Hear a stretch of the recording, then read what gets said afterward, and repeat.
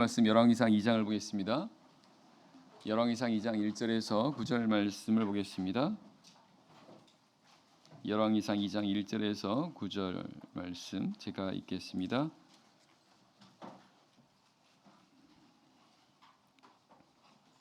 열왕기상 2장 1절. 다윗이 죽을 날이 임박함에 그 아들 솔로몬에게 명하여 가로되 내가 이제 세상 모든 사람의 가는 길로 가게 되었노니 너는 힘써 대장부가 되고 내 하나님 여호와의 명을 지켜 그 길로 행하여 그 법률과 계명과 율례와 증거를 모세의 율법에 기록된 대로 지키라. 그리하면 내가 무릇 무엇을 하든지 어디로 가든지 형통할지라. 여호와께서 내 일에 대하여 말씀하시기를 만일 내 자손이 그 길을 삼가 마음을 다하고 성품을 다하여 진실이 내 앞에서 행하면 이스라엘 왕이 오를 사람이 내게서 끊어지지 아니하리라 하신 말씀을 확실히 이루게 하시리라.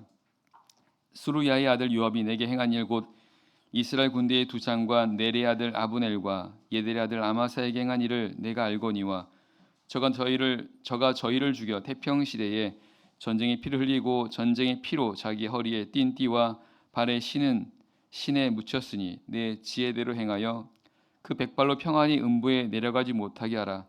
마땅히 길르앗 바실레의 아들들에게 은총을 베풀어 저희로 내 상에서 먹는 자 중에 참회하게 하라. 내가 내 형 압살롬의 낯을 피하여 도망할 때에 저희가 내게 나왔었느니라.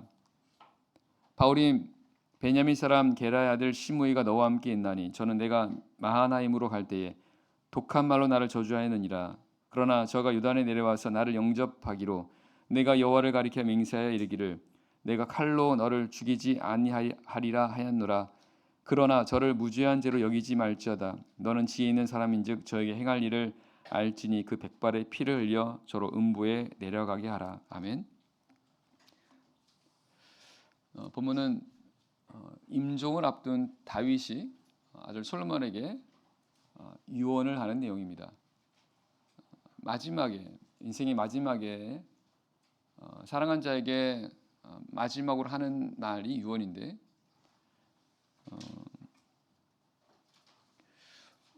오늘 본문이 다윗이 아들 솔로몬에게 남긴 유언이라면 다윗이 솔로몬에게 가장 하고 싶은 말, 또 솔로몬에게 가장 필요하고 가장 중요한 말을 남기고 있다라는 것을 알게 됩니다. 오늘 다윗의 유언을 통해서 함께 살펴보고 교훈을 얻도록 하겠습니다. 1절 말씀 제가 다시 읽겠습니다. 다윗이 죽을 날이 임박함에 그 아들 솔로몬에게 명하여 가로되. 성경은 다윗이 죽을 날이 임박했다 이렇게 말씀하십니다. 이 말씀을 보면 다윗에게 죽을 날이 점점 이렇게 가까워 왔었다라는 것입니다. 다윗만 그렇지 않습니다. 모든 사람이 이렇게 될 것이다라는 사실입니다. 모든 사람은 죽을 날이 반드시 오게 될 것입니다. 임종이라고 말합니다. 임종이라고 하는 것은 죽음이 가까웠다라는 뜻입니다. 마지막이 가까웠다, 죽음이 가까웠다. 이제 이것이 임종인데요. 전도 3장 1절에서는 천하의 범사가 다 기한이 있고 모든 목적이 이룰 때가 있나니 날 때가 있고 죽을 때가 있다 이렇게 말씀하십니다. 그래서 사람들은 점점 마지막을 향해 가고 있다라는 사실입니다. 정확히 말하면 사람은 세상에 태어나면서부터 점점 죽음을 향해 가고 있다라는 사실입니다. 그래서 이렇게 생각해 볼 때 만약 세상에서의 삶이 모든 것이라면 그러면 이 세상에서의 삶이라는 것은 극한 허무로 이렇게 가득 찰 것입니다. 하지만 성경은 이 세상이 다가 아니라고 말씀하십니다. 우리가 살아가는 이 세상, 이 다가 아니라는 것입니다. 이 세상 이후에 또 다른 세상이 있다라는 것입니다. 그리고 이 세상은 잠깐이지만 또 앞으로 오는 세상, 즉 내세라고 하죠. 이것은 영원하다라고 말씀하고 있습니다. 그래서 성경은 죽음이 끝이 아니라 이제 새로운 시작이라고 말씀하십니다.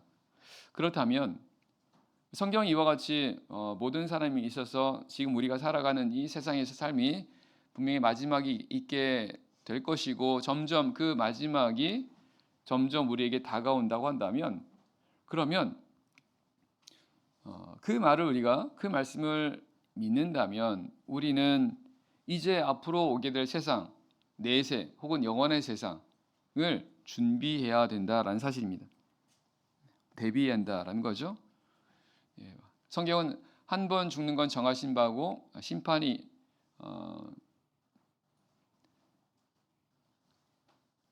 사람이 한 번 죽는 것은 정하신 바요 이외에는 심판이 있다라고 말씀하셨던 것처럼 죽게 되면 이제 심판이 있게 됩니다. 그렇다면 마지막에 분명히 올 때가 있을 텐데, 그러면 그 마지막을 준비한다는 것은 결국은 심판을 준비한다는 그런 말씀이십니다. 심판을 어떻게 준비합니까? 예수님께서 요한복음 12장 48절에서 이렇게 말씀하십니다. 나를 저버리고 내 말을 받지 아니하는 자를 심판할 이가 있으니 곧 나의 한 그 말이 마지막 날에 저를 심판하리라. 예수님은 예수님의 말씀이 바로 사람들을 심판하게 될 것이라고 말씀하십니다. 예수님께서 하신 말씀에 따라서 그 말씀을 지켜 행했는지 그 말씀대로 행하지 않았는지를 이렇게 마지막에 심판하신다는 것입니다. 그래서 예수님은 사실은 이미 심판을 받을 때 어떤 심판을 받을 것인가에 대한 시험 문제를 다 알려주셨습니다.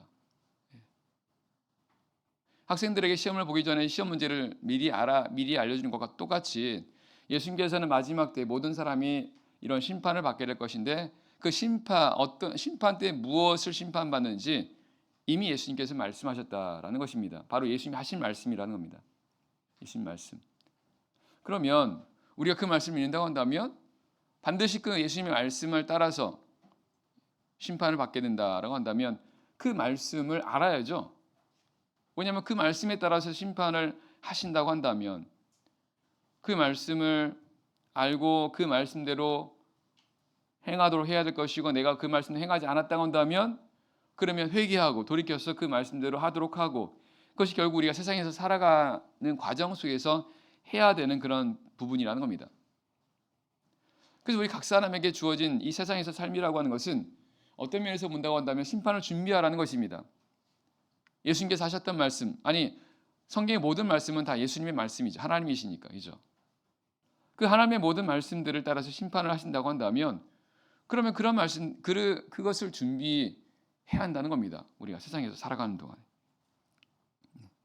그리고 그렇게 행하지 않았다면 돌이키고 회개해서 그 말씀대로 행하고, 이제 그것이 결국 우리가 세상에서 살아가는 그런 모습들이라는 것입니다. 그래서 우리에게 하나님께서 우리에게 시간을 주신 것은 그냥 우리 마음대로 살아가라고 주신 것이 아니라 심판이 마지막 있으니까 그 심판 준비하라는 것입니다. 그래서 그걸 생각하면서 우리가 살아가야 되겠죠. 그러면 결국 이것이 우리가 해야 되는 본분이고, 우리가 시간이 가면 갈수록, 다시 말하면 점점 마지막이 우리에게 오면 올수록 우리가 심판을 대비하는 그런 삶을 살게 되면 우리는 하나님 앞에 우리가 두렵지 않을 거라는 겁니다. 떳떳한 삶으로 점점 나아가게 될 것이라는 겁니다. 하지만 그렇지 않게 되면, 이런 심판을 준비하지 않는 그런 삶을 살아가게 된다고 한다면 마땅히 우리가 해야 되는 그런 본분에 대해서 우리가 망각하고 그런 삶을 살지 않고 그냥 이 심판을 준비하는 삶과 무관하게 내가 하고 싶은 대로 세상 사람이 살아가는 대로 그렇게 살아간다고 한다면 결국은 시간이 가면 갈수록 마음이 조급해진다는 것입니다. 하나님 앞에 마음이 두려운 마음을 갖게 되고 점점 담대함을 잃어가게 된다는 것을 알 수 있습니다. 2절 3절입니다. 2절 3절 말씀.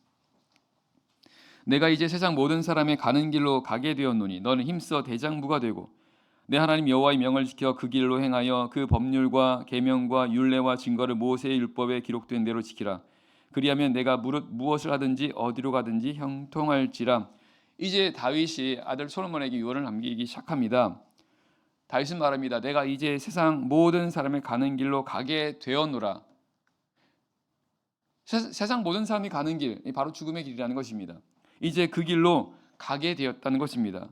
그런 가운데 다윗은 아들 솔로몬에게 너는 힘써 대장부가 되라고 말합니다. 언뜻 보면 힘써 대장부가 되라고 하는 그 이유에 대해서 이제 다윗이 죽고 없으니까 이제 너 홀로 남아 있으니까 그러니까 마음을 이렇게 강하게 먹으라 라는 것처럼 보입니다. 하지만 본문을 3절까지 읽어보면 그게 아니라는 것을 알게 됩니다. 다윗이 솔로몬에게 마음을 강하게 먹으라고 힘써 대장부가 되라고 말한 이유는 바로 3절의 말씀 때문이라는 것입니다. 3절에 즉 하나님의 말씀을 지켜 행하도록 하기 위해서 대장부같이 마음을 담대하게 먹으라는 것입니다.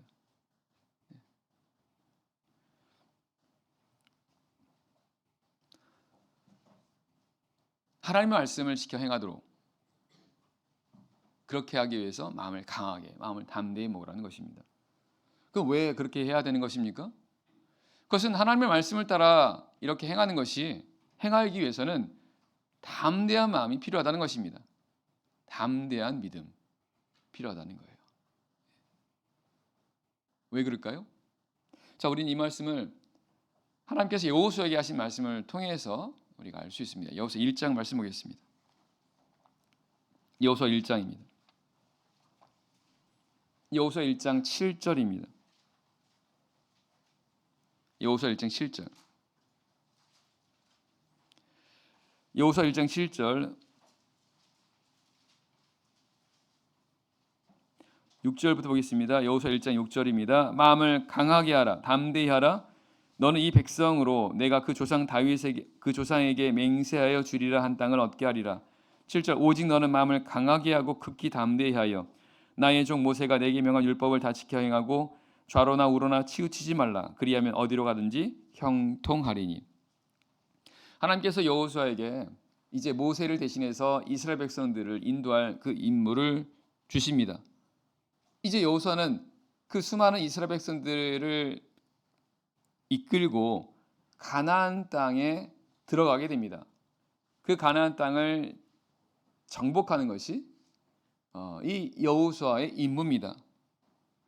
하나님은 여호수아에게 마음을 강하게 먹으라 말씀하십니다.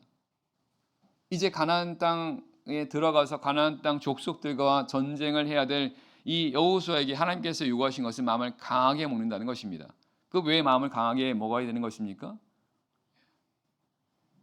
물론 이제 가나안 땅에 들어가면 가나안 족속들 거기 힘센 강한 그 가나안 족속과 싸워야 되기 때문에 그런 거죠. 그러나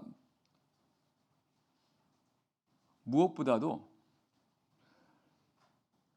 여호수아가 이스라엘 백성들과 함께 가나안 땅에서 전쟁을 한다는 것은 그 가나안 족속들을 이렇게 싸워서 물리치고 정복하기 위해서는 이 여호수아와 이스라엘 백성들이 하나님을 따라야 됩니다. 하나님을 따르는 것이 전쟁 승패의 관건이라는 거예요. 이들이 하나님을 따르면 그러면 이들은 전쟁에 승리하게 될 것입니다. 하지만 이들이 하나님을 따르지 않는다고 한다면 전쟁에서 지게 되겠죠. 그럼 하나님을 따른다는 게 뭡니까? 하나님의 말씀을 따라간다는 거예요. 하나님 말씀. 그래서 여호수아와 이스라엘 백성들이 반드시 가나안 땅에 들어가서 이 임무를 완수하기 위해서 가나안 족속들을 이제 그들과 싸워서 물리치도록 하기 위해서는 하나님의 말씀을 지켜야 되는데 하나님의 말씀을 따라 해야 되는데 이 전쟁의 와중 속에서 이들이 하나님의 말씀을 따라 행한다? 이건 인간적으로 때로는 의심이 되기도 하고 불안하기도 하다는 거죠. 예를 들어서 이제 첫 번째 전쟁이 가나안 땅에 들어가서 첫 번째 전쟁이 여리고성이지 않습니까? 여리고 전쟁입니다. 하나님께서 이 여호수아에게 하신 말씀이 뭡니까? 여리고성을 싸워서 정복하기 위해서는 그 성을 하루에 한 바퀴씩 돌라고 이렇게 말씀하십니다. 하루에 한 바퀴씩. 하나님은 그 말씀대로만 한다면 여리고성 정복할 수 있게 된다라고 말씀하신 겁니다. 당연히 이렇게 하려면 믿음이 필요하죠. 믿음이.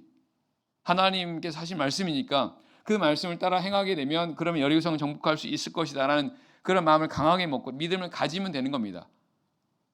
그런데 이들 눈에 보이는 거는 그들보다 힘센 족속이며 그리고 강하고 높은 여리고성입니다. 그럼 그런 가운데 그들 눈에 보이는 것에 따른다고 한다면 하나님께서 하신 말씀대로 하면 과연 그 성을 정복할 수 있을 것인가 라는 의심이 될 수도 있는 거죠.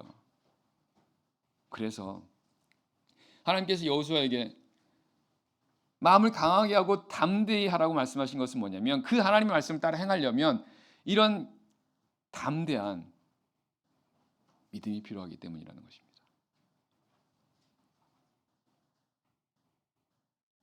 그래서 다윗이 솔로몬에게 대장부가 되라고 유언을 남긴 게 바로 그 이유라는 것입니다. 하나님 말씀만 따르면 된다는 거예요. 그럼 내가 어디 가든지 형통하겠다라는 것입니다. 이것이 다윗이 솔로몬에게 남긴 유언이지 않습니까?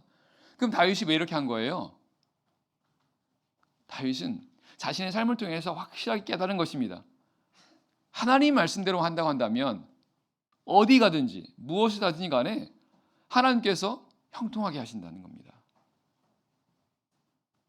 이걸 다윗이 그 인생 가운데서 확실하게 깨달은 것이었고 이걸 아들 솔로몬에게 이제 유언을 남긴 겁니다. 문제는 그 아들 솔로몬이 그 말씀대로만 하면 되는데 말했던 것처럼 인간적인 생각이 작용하게 되면 그러면 이렇게 하지 못하는 거죠.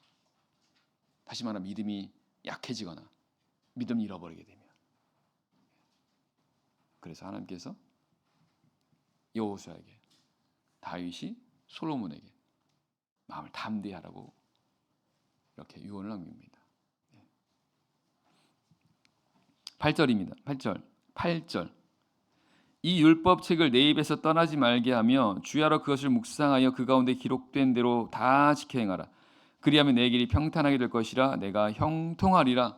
그래서 하나님께서 여호수아에게 그 하나님의 말씀을 따라 행하면 내가 형통하게 된다라고 말씀하시면서 구체적으로 하나님의 말씀이 너에게서 떠나지 않게 하라고 말씀하십니다. 하나님의 말씀이 율법책을 내 입에서 떠나지 말게 하라는 겁니다. 계속 하나님의 말씀이 내 입에 그의 입에 있도록 하라는 거예요. 그걸 계속 묵상하라는 겁니다. 마음에 생각하라는 거예요. 그 가운데 기록한 대로 다 지켜 행하라는 겁니다. 말씀을 생각하죠? 말씀을 묵상하죠? 말씀을 말하죠? 말씀대로 행하죠? 그야말로 말씀과 함께하는 겁니다. 이 말씀과 함께하는 게 결국 하나님과 함께하는 그런 모습이라는 거죠. 하나님께서 함께 하신다고 한다면 아무 문제가 없는 거 아니겠습니까? 그래서 하나님은 여호수아한테 내가 이렇게 말씀을 가까이 하게 되면 내 길이 평탄하게 될 것이고 내가 형통하게 될 것이다. 이렇게 말씀하신 겁니다. 그래서 9절에 다시 보면 9절에서 내가 내게 명한 것이 아니냐 마음을 강하게 하고 담대히 하라. 두려워 말며 놀라지 말라. 내가 어디로 가든지 내 하나님 여호와가 너와 함께하느니라 하시니라. 하나님께 다시 말씀하십니다. 마음을 강하게 하고 담대하라는 것입니다. 두려워하지 말고 놀라지 말라는 겁니다. 왜 두려워하고 왜 놀라지 말라는 것입니까? 네. 하나님 말씀대로 하면 과연 그렇게 될까? 왜냐하면 때로 그들 눈에 보이는 것은 수많은 그런 가나안 족속들 그리고 그들의 어떤 강한 군사력 이런 것들일 텐데 그런 가운데 두려워하지 말고 놀라지 말라는 것입니다. 다만 너는 하나님 말씀만 쫓아가라는 것입니다. 하나님 말씀만 따라가는 것입니다. 마음을 강하게 하고 담대해서 이것만 하면, 그러면 된다는 겁니다. 왜? 그럼 하나님께서 함께 하신다는 거예요. 하나님께서 내가 어디로 가든지 여호와가 너와 함께 하느니라 하시니라. 그것을 다윗이 깨달은 겁니다. 아들 솔로몬의 유언남인 거예요. 우리 이 말씀을 통해서 볼 때 우리가 사랑하는 사람에게 줄 수 있는 가장 좋은 것, 다름 아닌 바로 이런 하나님 말씀대로 행하게 하는 것을 알게 하는 겁니다. 그리고 그런 삶을 살게 하는 것입니다. 그러니까 다윗이 유언을 남긴 거죠. 아들 솔로몬한테, 사랑하는 아들한테. 그래서 오늘 우리 성도들한테도요, 우리가 내 사랑하는 사람들에게 남겨줄 수 있는, 혹은 사랑하는 사람에게 줄 수 있는 것이 있다 한다면 이거 주면 됩니다. 하나님의 말씀을 따라서 행할 수 있도록 하는 그런 믿음, 그 순종할 수 있게 하는 그런 신앙, 이것만 주면 됩니다. 그 나머지 다 하나님께서 채워오실 것이다라는 것이죠. 그래서 혹시 우리 성도님들 유언 남기실 일이 있으시거나 혹은 내가 우리 뭐 자녀인지 뭐 우리 사랑하는 사람인지 정말 주고 싶은 그런 해주고 싶은 그런 말이나 그 어떤 것이 있다고 한다면 하나님 말씀대로 행할 수 있게 하시면 되겠습니다. 자, 열왕기상 2장 4절로 돌아가서 보겠습니다. 열왕기상 2장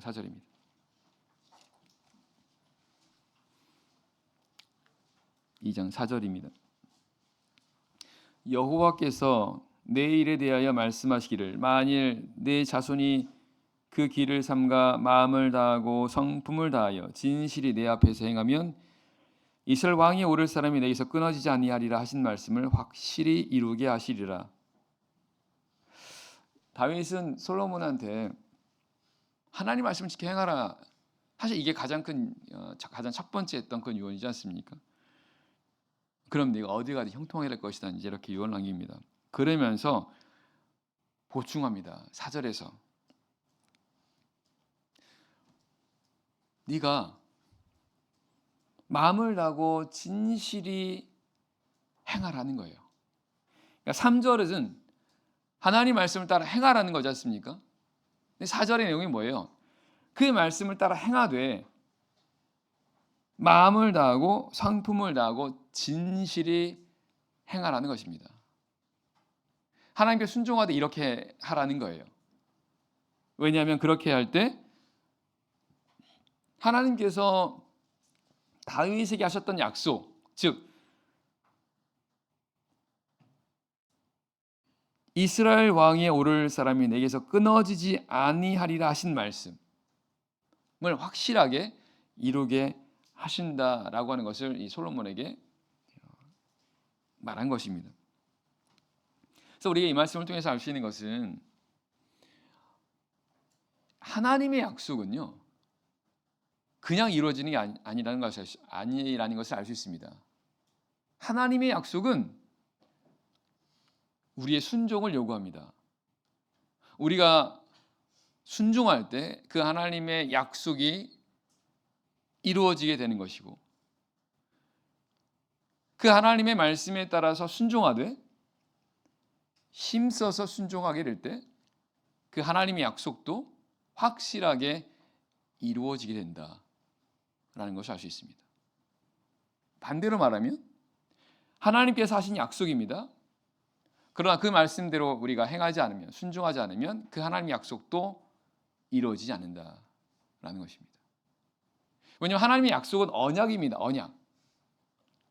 언약이라고 하는 것은 쌍방이 서로 약속하는 겁니다. 언약입니다. 쌍방이 다 필요하다는 것입니다. 하나님과 하나님의 백성이 서로 언약을 맺는다라는 것. 내 말을 순종하면, 그러면 하나님께서 내가 너희 하나님이 되어준다라고 하는 것은 하나님께서 이들에게, 하나님 백성들이 하시는 그런 약속들을 다 이루신다는 것입니다. 근데 이렇게 하려면 그 하나님 백성이 하나님의 말씀을 따라서 순종해야 한다는 거예요. 이게 언약이라는 겁니다. 이게 하나님께서 시내산에서 이스라엘 백성들과 맺었던 바로 그 언약이라는 거죠. 성경에 나오는 모든 언약은 다 이렇게 됩니다. 하나님께서 약속하시고 그 하나님 약속이 이루어지기 위해서는 하나님 백성들 순종이 따라야 한다는 것입니다. 히브리 4장을 보겠습니다. 히브리 4장 말씀. 히브리서 4장 1절입니다. 히브리서 4장 1절. 히브리서 4장 1절입니다. 그러므로 우리는 두려워할지니 그의 안식에 들어갈 약속이 남아 있을지라도 너희 중에 혹 미치지 못할 자가 있을까 함이라. 저희와 같이 우리도 복음 전함을 받은 자이나 그러나 그 들은 바 말씀이 저희에게 유익되지 못한 것은 듣는 자가 믿음을 화합지 아니함이라. 두려워해야 되는 이유가 나오죠. 그의 안식에 들어갈 약속이 남아 있을지라도, 여기서는 이제 약속은, 안식에 들어간 약속은 하나님 영원한 안식을 가리키는 겁니다. 천국에 대한 약속이라는 거죠. 우리 성도들은 천국에 들어간다는 그 약속을 받은 사람들입니다. 그런데 왜 두려워하라고 말합니까? 너희 중에 혹 미치지 못할 자가 있을까 하다는 것입니다. 그래서 그걸 설명하기 위해서 2절에서 저희와 같이 우리도 복음 전함을 받은 자이나 라고 하는 것은 이제 구약 시대 이스라엘 백성들을 가지고 설명하는 것입니다. 그러나 그 들은 바 말씀이 저에게 유익되지 못한 것은 듣는 자가 믿음을 화합하지 아니함이라. 여기서 말하는 저희라는 것은 바로 구약 선민들을 가리키는 것이고, 그 구약 시대 이스라엘 백성들도 우리와 같이 복음 전함을 받았다는 것입니다. 약속 받았다는 겁니다. 안식에 들어갈 약속을 받았다는 거죠. 가나안 땅입니다. 그런데 그 들은 바 말씀이 저에게 유익되지 못했다는 것은, 그러나 하나님께로부터 그런 안식에 들어간다는 약속을 받았으나 그 약속이 이루어지지 못한 것을 가리키는 겁니다. 그 이유가 듣는 자가 믿음을 화합하지 않았기 때문이라고 말합니다. 즉 그 말씀을 믿지 않았다는 것입니다. 믿지 않아서 그 말씀대로 행하지 않았기 때문, 즉 순종하지 않았기 때문이다라고 하는 것을 3장 18절 19절에서 이렇게 성경은 증거하고 있습니다. 즉 하나님께서 하신 약속이 이루어지 못했다는 겁니다. 구약 이스라엘 백성들한테. 그 이유가 바로 하나님 말씀을, 약속을 들었는데 그들이 믿음을 화합하지 않았다는 것은 온전히 믿지 못했다는 뜻입니다. 온전하게 믿지 못했다. 온전히 순종하지 못했다는 겁니다. 다윗이 솔로몬에게 어떻게 행하라고 말합니까?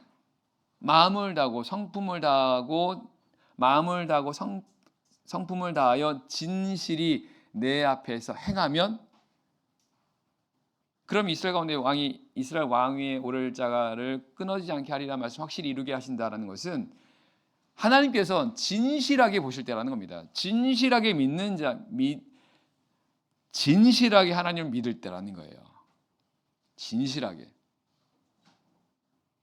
진정으로 하나님을 믿는 가운데 있을 때, 진실이 참되게 진정으로 하나님께 순종할 때, 하나님께서 이 약속을, 언약을 확실히 이루신다라는 그런 말씀이십니다. 그래서 우리가 하나님 말씀을, 말씀은 약속이지 않습니까? 그 하나님의 약속들이 우리 삶에서 우리가 이루어지도록 해야 되는데, 그렇게 하기 위해서 우리가 필요한 게 순종이라는 겁니다. 근데 그 순종을 어떻게 하라는 겁니까? 마음을 다해 살라는 거예요. 그래야 확실하게 이루어진다는 겁니다. 11절입니다. 11절. 그러므로 우리가 저 안식에 들어가기를 힘쓸지니 이는 누구든지 저 순종치 아니하는 본에 빠지지 않게 하려 함이라.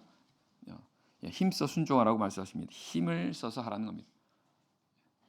마음을 다하고 성품을 다해서 진실하게. 사실 마음을 다하고 성품을 다한다는 게요, 진실히 행한다는 뜻입니다.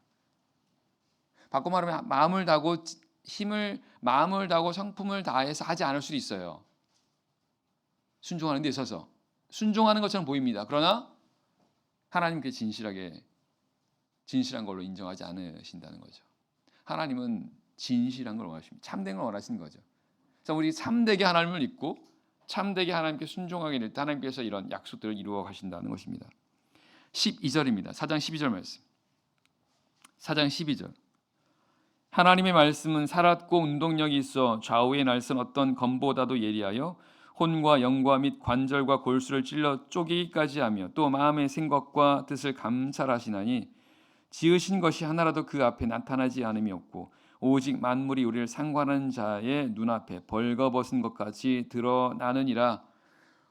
성경은 그 하나님의 약속에 대해서 말씀하십니다. 그리고 그 하나님의 약속이 이루어지도록 하기 위해서 힘써 순종하라고 말씀하십니다. 그러면서 하나님의 말씀이 살았고 운동력이 있는 그런 말씀이라고 말씀하세요. 하나님의 말씀을 칼이라고 말씀하십니다. 칼. 예리해서 모든 걸 다 찔러 쪼갠다는 겁니다. 그럼 찔러 쪼갠다는 게 뭡니까? 감찰한다는 겁니다. 감찰한다는 거예요. 하나님의 말씀이 칼과 같아서 그 사람의 생각과 마음과 의도의 모든 것을 다 찔러 쪼개서 그 진실한 여부를 다 드러내게 한다는 겁니다. 다시 말하면요, 우리가 하나님 말씀에 순종하지 않습니까? 우리가 하나님 말씀을 따라가잖아요. 그 하나님의 말씀을 진정으로 우리가 따라가냐 따라가지 않느냐를 하나님의 말씀이 분별하신다는 겁니다. 하나님의 말씀이 안다는 거예요. 우리가 그 말씀대로 하는데 내가 정말 마음을 다하고 성품을 다하고 진실하게 행하는지 안 하는지 하나님 말씀이 다 안다는 거예요. 우리 하나님 말씀 살았고 운동력이 있는 좌우의 날선 어떤 검보다 예리한 말씀이기 때문에 우리 속을 다 아신다는 겁니다. 사람들은 몰라요? 우리도 잘 모를 수 있습니다. 그러나 말씀은 다 안다는 거예요. 그래서 더더욱 우리는 하나님 말씀을 따라 행할 때 정말 이렇게 해야 한다는 것입니다. 그리고 그럴 때 비로소 이 하나님 말씀이 그 말씀대로 역사하신다는 것입니다. 우리는 하나님 말씀에 순종한다라는 것에 대해서 이걸 가볍게 생각하시면 안 됩니다. 쉬운 걸로 생각하시면 안 됩니다. 하나님은 만홀히 여김을 받지 않으신다고 말씀하십니다. 왜냐, 하나님 우리의 모든 걸 다 아시거든요. 그 하나님은 따라가는 우리의 마음, 우리 의도, 우리 속, 우리 중심 다 아신다는 거예요. 그래서 내가 하나님의 말씀을 따라 행한다라고 한다면 정말 진실되게 해야 한다는 것입니다. 그냥 어설프게 비슷하게 하면 하나님 인정하지 않으신 거죠. 그리고 만약 그것이 계속된다면 하나님 싫어하십니다. 하나님은 참된 것을 기뻐하십니다.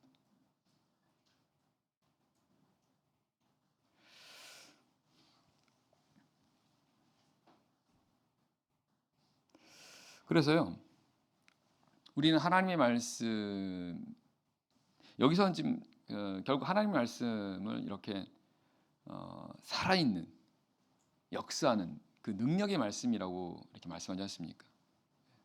결국 지금 계속해서 하시는 증거되는 말씀이 뭡니까? 하나님 말씀대로 따라 행하라는 겁니다. 그렇게 하면 형통하게 된다는 거죠.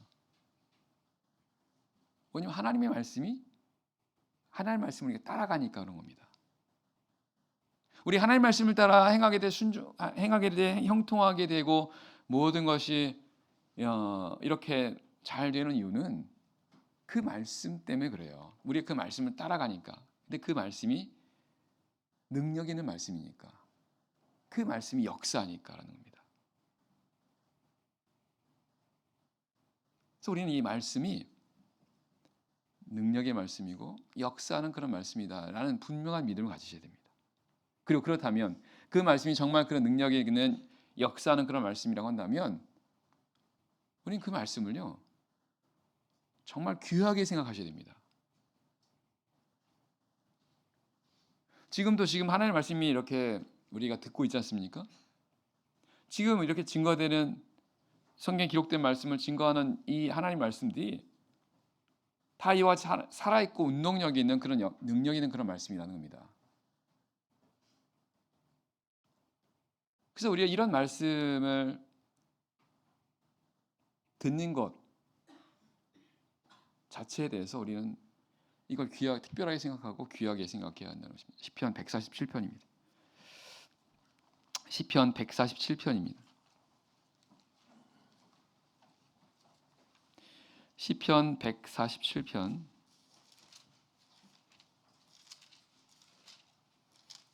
1절입니다. 15절이네요. 시편 147편 15절. 시편 147편 15절. 그 명을 땅에 보내시니 그 말씀이 속히 달리는도다. 눈을 양털같이 내리시며 서리를 재같이 흩으시며 우박을 떡 부스러기같이 뿌리시나니 누가 능히 그 추위를 감당하리요? 그 말씀을 보내사 그것들을 녹이시고 바람을 불게 하신즉 물이 흐르는도다. 저가 그 말씀을 야곱에게 보이시며 그 율례와 규례를 이스라엘에게 보이시는도다. 아무 나라에게도 이같이 행치 아니하셨나니 저희는 그 규례를 알지 못하였도다. 할렐루야. 자, 무슨 말일까요? 하나님께서 그 명을 땅에 말씀을 보내신다는 겁니다. 그래서 말씀을 보내셔서 어떤 일이 생기는 겁니까? 눈이 양털같이 내리는 거예요. 눈이 내리는 겁니다. 눈이. 그리고 또 18절에 보면 하나님께서 그 말씀을 보내셔서 그것들을 녹이신다고 말씀하십니다. 그러면 눈을 내리게 하시고 그 내리는 눈을 녹이시고 하는 그 모든 것들을 위해서 이 모든 것들이 어떻게 된다는 것입니까? 하나님께서 말씀을 보내신다는 거예요. 말씀을 통해서요. 말씀을. 그 말씀을 보내셔서 말씀을 통해서 이렇게 하신다는 겁니다. 그 말씀 그대로 이렇게 된다는 겁니다. 다시 말하면 모든 하나님의 행하심이 하나님의 그런 행하심과 하나님의 역사하심이 바로 이 말씀을 통해서 이루어진다는 것입니다. 말씀을 통해서. 이 말씀이 그래서 능력 있는 말씀이고 살아있는 그런 말씀이라는 겁니다. 근데 그 말씀을 여기 말씀처럼 보내신다고 말씀하세요. 말씀을 보내신다고요. 시편 107편 20절 말씀 보게 되면 하나님께서 말씀을 보내셔서 저를 고치사 위경에서 건지신다는 말씀도 있습니다. 말씀 보내신다는 거예요. 그 말씀, 하나님께서 보내신 그 말씀이 이렇게 역사하는 능력이 있는 그런 말씀이라는 겁니다. 성경은 뭐라고 말씀하십니까? 이 말씀을 야곱에게 보이셨다는 거예요. 이 말씀은 하나님께서 하나님 백성들에게 보이셨다는 겁니다. 알게 하셨다는 거예요. 그러면서 뭐라고 말씀하십니까? 아무 나라에게도 이같이 행하지 않으셨다는 거예요. 하나님께서 하나님 백성들에게만 이렇게 하셨다는 것입니다. 하나님 백성들한테. 그래서 하나님께서 하나님 백성들에게 보내시는 이 말씀을 통해서 그 하나님께서 역사하신다는 거예요. 그 말씀대로요. 그래서 오늘 우리가 듣게 되는 이 하나님의 말씀이 바로 이 말씀이라는 겁니다. 문제는 우리가 그 말씀을 우리가 이런 믿음으로 화합해서 그 말씀을 우리가 믿음을 받는다고 한다면 이 말씀이 우리 가운데 실제 역사하신다는 거예요. 데살로니가서 2장 13절 말씀 그 말씀 아니겠습니까? 말씀이 너희 믿는 자 안에서 역사한다고요. 말씀이 역사한다고요. 그대로요. 믿는 자 안에서. 근데 이거는 하나님 백성에게만 주신 하나님의 은혜라고 말씀하세요. 그래서 생각해 보면요, 우리가 하나님의 말씀을 듣는 이거는 굉장한 것입니다. 놀라운 거라는 겁니다. 능력의 말씀을 내가 들어서 그 능력의 말씀을 내가 체험할 수 있다는 거예요. 그렇다면 우리가 이 말씀 우리가 믿어야 되겠고요. 그리고 우리는 할 수 있는 대로 하나님 말씀 우리가 많이 들어야 한다는 거예요. 오늘 이 말씀들 듣는 것 자체가 복이지 않습니까? 말씀을 듣는 것에 대해서 지루하게 생각하거나 힘들게 생각하는 게 아니라 이 말씀들을 하나씩 듣는 게 다 난 복이라는 겁니다. 우리 성도님들 다 그렇게 당연히 알고 있는데 왜 목사님이 저렇게 막 열변을 토하실까 이렇게 생각할 수도 있습니다. 근데 사실 저도 보면 이 말씀이 그런 의미인 줄 몰랐어요. 방금 읽었던 이 말씀이 그런 의미인 줄 몰랐습니다. 근데 말씀 자세히 보니까 이 말씀 이런 말씀이에요. 이런 의미입니다. 굉장히 놀라운 말씀이고 우리 하나님의 말씀을 듣는 것이 얼마나 귀하고 복된 것인가 라는 게 이렇게 깨달아지더라고요.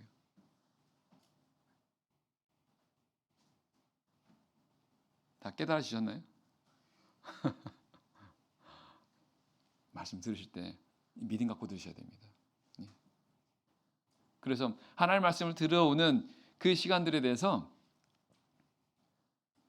정말 내가 복 받으러 간다라는 믿음으로 오셔야 됩니다. 진짜로.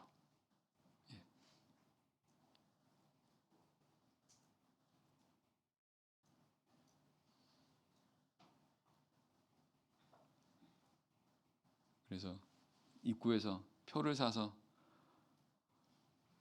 입장하게 하고 밖에서 그렇게 하지 않습니까? 예. 근데 우리 공짜예요, 공짜. 정말 값없이. 예. 성경 그렇게 말씀하십니다. 우리 값없이 하나님께서 우리에게 먹을 것과 그리고 양식과 음료를 우리에게 값없이 주신다고. 너무 값이 없이 너무 공짜다 보니까 어쩌면 우리가 이 너무 귀한 것을 잘 알지 못할 수도 있겠다 이런 생각이 듭니다. 아무튼 우리는 그런 우리 값없이 우리 값없이 이런 받는 것들에 대해서 다시 한번 우리 생각을 우리가 다시 한번 이걸 우리가 기억을 해야 되겠습니다. 우리가 듣는 말씀이 너무 귀한 말씀이라는 거예요. 다윗이 솔로몬에 남겼던 유언입니다. 이 유언을 다윗의 유언을 누구 만들었을까요? 솔로몬만 들었잖아요. 솔로몬만. 다윗이 평생 깨달았던 이 귀한 사실. 워렌 버핏이라고 하는 세계적인 투자가 있지 않습니까? 그 사람하고 한 번 식사하려면 뭐 몇백억 줘야 된다면서요. 점심 한 끼 먹으려면 점심 먹으면서 그 사람의 어떤 뭐 투자의 어떤 그런 뭐 노하우 뭐 이런 거 듣는데 뭐 엄청 비싸다면서요. 그죠? 우린 공짜입니다. 공짜. 그리고 그것보다 훨씬 더 실제적이고 훨씬 더 귀한 것들입니다. 자, 돌아가겠습니다. 열왕기상 2장입니다. 열왕기상 2장. 2장. 예. 자, 빨리 진행하겠습니다. 네, 여기까지는 맞춰야 될 것 같은데. 자, 2장 5절은요. 2장 5절은 이제 다른 성격입니다. 요압을 제거하라는 겁니다. 요압 제거하라고. 요압은 다윗이 왕으로 했을 때 군대 장관했습니다. 그리고 요압은 아주 용맹하고 그리고 싸움에 능했던 사람입니다. 그래서 다윗이 왕으로 있을 때 나라를 이렇게 확장한 데 있어서 요압은 또한 공헌을 했습니다. 근데 요압을 제거하라고 이렇게 명을 내립니다. 왜냐하면 사무엘하 3장 몇 절입니까? 사무엘하 3장 39절이네요. 사무엘하 3장 39절에 보면 다윗이 이렇게 말합니다. 수루야의 아들들을 내가 제어하지 못한다고. 내가 비록 지금 이스라엘의 왕이 되었는데 이 수루의 아들들을 내가 제어하지 못한다고. 다윗이 이런 고통을 호소합니다. 지금 다윗은 왕이에요. 그럼 왕이란 건 뭡니까? 모든 걸 다 이렇게 왕이 명령으로 할 수 있지 않습니까? 근데 이 수르의 아들들, 즉 이 요압을 포함한 이 형제들은 다윗이 어떻게 할 수가 없는 거예요. 너무 강해서. 실제로 이 요압은 다윗의 말을 듣지 않습니다. 그래서 오늘 말씀 보게 되면 아브넬과 아마사를 죽인 그 일을 이야기합니다.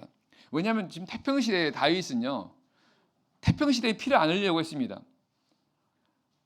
그 사울 왕가가 이제 이렇게 사울 왕가가 다윗 왕가의 이제 전쟁에서 졌습니다. 그래서 그 군대 장관이었던 아브넬을 이 다윗이 이제 이렇게 자기 사람 만들려고 하는 거죠. 그리고 또한 그 압살롬에 난이 있을 때 또한 그 압살롬의 군대 장관이었던 아마사라고 하는 사람도 이 다윗이 이제 화평 정책을 펴가지고 이제 왜냐면 다윗은 이스라엘 왕이 되니까 모든 지파의 사람들 다 이렇게 하나로 합쳐야 되지 않습니까? 그 일을 위해서 다윗은 이렇게 생각했는데 요압은 생각이 달랐습니다. 그래서 다윗은 이들을 살리려고 했지만 이들을 죽이려고 안 했습니다. 근데 요압이 그냥 다윗의 명령과 상관없이 그냥 죽여버립니다. 그리고 결정적으로 압살롬이 난이 있을 때 다윗은 그 압살롬과 전쟁하러 가는 이 장수들한테 신신당부합니다. 내 아들 압살롬 죽이지 말라고. 근데 요압이 죽여버립니다. 요압은 다윗 왕의 신하입니다. 근데 말을 안 들어요. 통제가 안 됩니다. 그래서 다윗이 이 요압 때문에 엄청 고통을 당해요. 그래서 아들 솔로몬한테 유언을 남긴 겁니다. 다윗이 있을 때는 힘이 없었습니다. 그리고 그러다가 지혜의 아들 솔로몬이 이제 왕이 되면서 이 솔로몬한테 그렇게 지혜대로 해서 이 요압을 제거하라고 하는 그런 명령을 내립니다. 마찬가지로 우리가 하나님에 대해서요, 하나님께서 왕이지 않습니까? 우리 신하여이죠. 그럼 우리는 하나님의 명령을 지켜야 됩니다. 내 생각, 내 뜻이 있다 하더라도 그거 다 그대로 하는 게 아니라 오직 하나님의 말씀대로 해야 하지 않습니까? 이게 순종이잖아요. 순종하지 않으면 하나님도 성경 하나님께서 우리 죄 때문에 괴로워하신다고 말씀하십니다. 우리가 순종하지 않으면 하나님도 괴로워하신다는 것입니다. 하나님께 이렇게 하라고 말씀하셨고 명하셨는데 그걸 그대로 따라가지 않는다? 그 사람의 생각에 그 사람이 그렇게 하는 게 맞겠다고 생각해서 그 사람이 그렇게 하는 게 좋겠다고 판단해서 하나님 말씀 이렇게 하셨지만 행하지 않는다. 이게 바로 불순종입니다. 하나님이 불순종을 싫어하십니다. 디도서 1장 16절 말씀, 저희가 하나님을 시인하나 행위로는 부인하는 자니 가증한 자여 복종치 아니하는 자라고 말합니다. 로마서 15장 16장 17절 18절에서는 이런 자들에 대해서 이런 자들은 그리스도를 섬기는 것이 아니라 자기 배만 섬기는 자라고 말합니다. 하나님을 섬기는 게 아니라 자기를 섬긴다는 것입니다. 그게 바로 요압 같은 사람입니다. 자, 그다음에 7절에 보면 바실레가 나옵니다. 바실레는 바르실레라고도 이제 사무엘에 하에 나오는데 이 사람은 다윗이 압살롬이 난이 있을 때 피난을 하는데 도와준 사람입니다. 그래서 다윗과 그의 신하들을 공개했던 사람입니다. 이제 그 모든 것들이 평정이 되고 다윗이 그리고 이제 아들 솔로몬이 나라가 견고해지는 그런 가운데서 남기는 유언이 뭐냐면 이 바르실레에게 선대하라는 것입니다. 왜 그렇습니까? 다윗이 환난 당할 때 도와줬다는 겁니다. 마찬가지로 사람은 어려울 때 도와주는 그걸 잊지 못합니다. 하나님도 마찬가지입니다. 하나님께서 물론 하나님은 어려움 없습니다. 하지만 하나님의 교회, 하나님의 성도, 세상에 있는 그런 교회와 성도들은 여전히 그런 연약한 가운데 있습니다. 그래서 때로는 가난하게 되기도 하고요, 때로는 병들기도 합니다. 그런데 그런 자들을, 그런 교회를 도와주고 그리고 위하는 그런 모습을 하나님이 기억하신다는 것입니다. 그래서 마태복음 25장에 보게 되면 지극히 작은 자 하나에게 한 것이 나에게 한 것이라고 말씀하셨습니까? 그러면서 너희가 내가 줄였을 때 와서 먹을 걸 주었고 내가 목마를 때 와서 물을 주었고, 예수님에게 한 게 아니라 지극히 작은 자 한 것을 예수님께서 나에게 한 것이다라고 말씀하시면서 그거를 기억하십니다. 그래서 교회가 성도가 어려울 때 그 교회와 성도를 돕는 걸 주님은 기억하시는 거죠. 마지막으로 시므이입니다. 시므이는 압살롬이 난이 있을 때 도망갑니다. 다윗이 도망가는데 막 저주합니다. 온갖 말을 저주합니다. 그러다가 나중에 다시 이제 압살롬이 난이 평정이 됐을 때 왕실로 돌아오는데 시므이가 가장 먼저 와가지고 다윗을 영접합니다. 아주 간사하죠. 기회주의자입니다. 자기중심적이죠. 자기한테 유리하면 따라가고 자기한테 불리하면 따라가지 않는 그런 기회주의자입니다.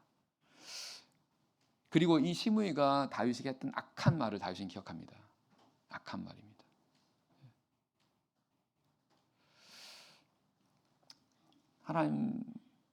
하나님은 다 보고 계세요. 우리 마음도 보십니다. 우리 하는 말도 다 들으십니다. 그래서 시므이 같은 그런 모습이라면 하나님은 끝까지 기억하신다는 걸 알 수 있습니다. 결국은 다윗이 이 세 사람 언급한 이유는 뭐냐면 이제 솔로몬 나라가 이제 세워지지 않습니까? 그럼 이 나라가 더 견고해져야 되지 않습니까? 그럼 견고해지려면 이런 요소들이 제거가 돼야 한다는 겁니다. 요압, 그다음 시므이 같은 사람이 제거가 돼야 되는 거죠. 그리고 바실레 같은 그런 사람을 선대해 줄 때 비로소 이 솔로몬의 나라가 더욱더 견고해진다는 것입니다. 이 다윗과 솔로몬 나라는 하나님 나라를 예표합니다. 그래서 하나님의 나라가 이렇게 견고해지려면 이런 요소들 제거가 되어야 되고 이런 요소들은 더욱더 이렇게 더 선대하는 그런 모습이 이렇게 필요하다는 것입니다. 그리고 우리가 하나님 나라입니다. 우리 자신이. 그래서 우리 안에 이와 같은 요압이나 시므이 같은 그런 요소가 있다면 이거 죽여야 됩니다. 그리고 바실레 같은 그런 모습은 더욱더 우리가 그런 모습이 더 나타나도록 해야 되겠죠. 그래서 결국은 이 다윗의 유언을 통해서 하나님께서 오늘 우리에게 원하시는 것, 또 하나님의 나라가 견고해지도록 하기 위해서 우리가 또 해야 되는 게 무엇인가를 말씀하고 있다는 것입니다. 그런 관점에서 오늘 말씀을 본다고 한다면 오늘 우리 각자에게 필요한 이런 부분들을 알 수가 있겠고요. 그런 부분들을 우리가 깨닫고 우리가 힘을 써야 되겠습니다. 기도하겠습니다. 오늘 들으신